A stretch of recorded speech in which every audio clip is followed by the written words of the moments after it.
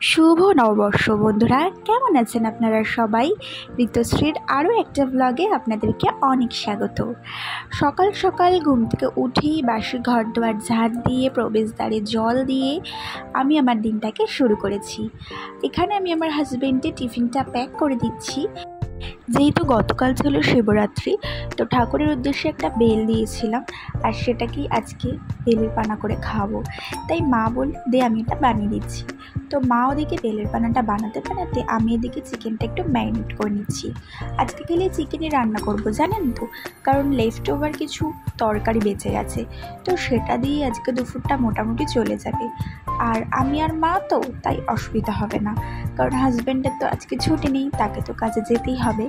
এখানে দেখালাম ছেলে কী কী গিফট পেয়েছে পয়লা বৈশাখে। যখন ছোট ছিলাম তখন আমাদেরও না এরকম অনেক জামা হতো, বড় হওয়ার সাথে সাথে সবই পাল্টে গেছে।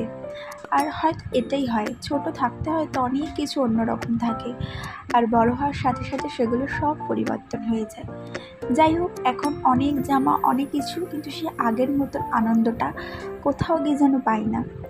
তো এখানে আপনাদের সাথে কথা বলতে বলতে আমার মাংসের জন্য পেঁয়াজটা কাটা হয়ে গেল।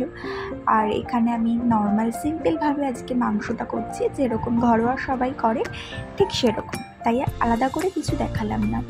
আজকে মেন ছিল পুজো পাঠ। ভেবেছিলাম একটু শান্তি ভরে মন ভরে পুজো পাঠ করব, আর সেটাই করে নিয়েছি। মন ভরে ঠাকুরকে ডেকে নিয়েছি।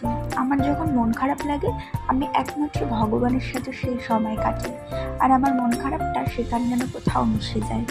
এই দেখুন আজকে পুজো দিয়েছি এভাবে। তারপর বিকালবেলায় একটু রেডি হয়ে নিয়েছি।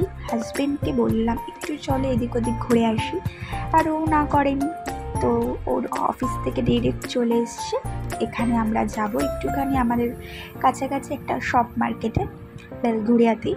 তো এদিক ওদিক ঘুরে, যদিও এই বেলঘুরিয়াতে যাওয়ার উদ্দেশ্যটা ছিল একটু আলাদা, সেটা অবশ্যই তোমরা খুব শীঘ্রই জানতে পারবে কী কারণে যাচ্ছি না যাচ্ছি।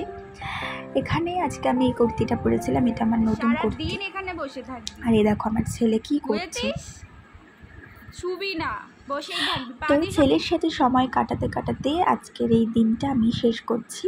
তোমাদের যদি ভালো লেগে থাকে লাইক কমেন্ট শেয়ার করো।